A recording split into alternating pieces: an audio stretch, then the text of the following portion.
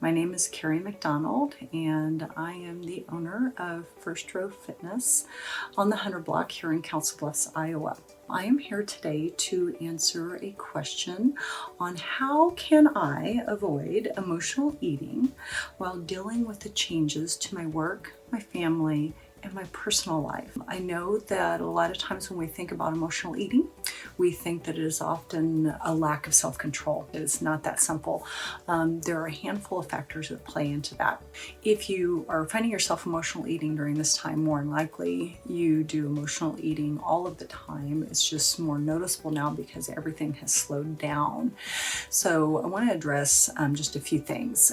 One, emotional eating by letting yourself get too hungry or getting too tired. So if you're doing either of those, quick fix on those is make sure that you prepare and plan what it is you're going to eat so that you're eating throughout the day, either at least breakfast and lunch and then dinner, or breakfast snack, lunch snack, dinner.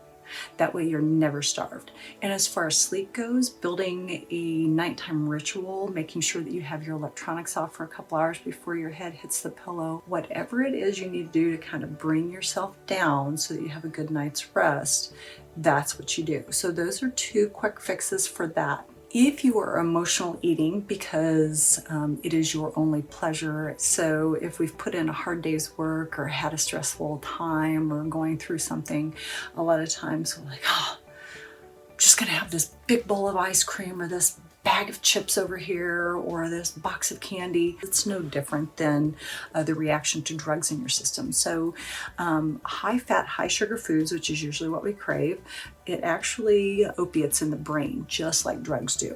So in order to get that under control, you need to recognize it. So that's step number one. Step number two is start working at it. You've got to work hard at it and start finding other things that bring you pleasure, like maybe going for a long walk, maybe talking on the phone with a friend, maybe soaking in a tub for a long amount of time, finding a hobby that brings you pleasure, doing something for someone else. Oh, that gives so much pleasure to us. The other one is unconscious eating. So unconscious eating means that we are eating and not even really thinking about it.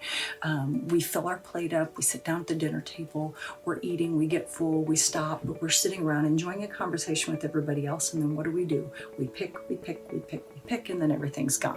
Best thing you can do is remove that. So get up, take your plate away. If you're at a restaurant, scoot it away, call a waiter over, have them remove it.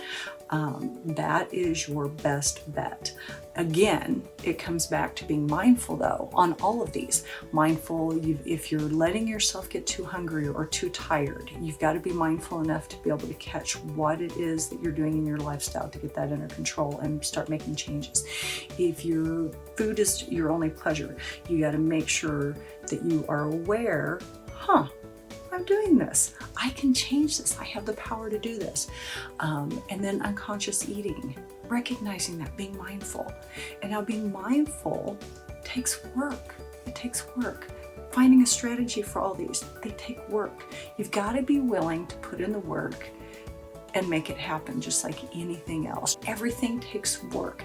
This emotional eating, it takes work, but I know you can do it. If you have any other questions, feel free to leave those, and I wish everybody the best of days. Counsel us, take care of yourself. See you soon. Bye-bye.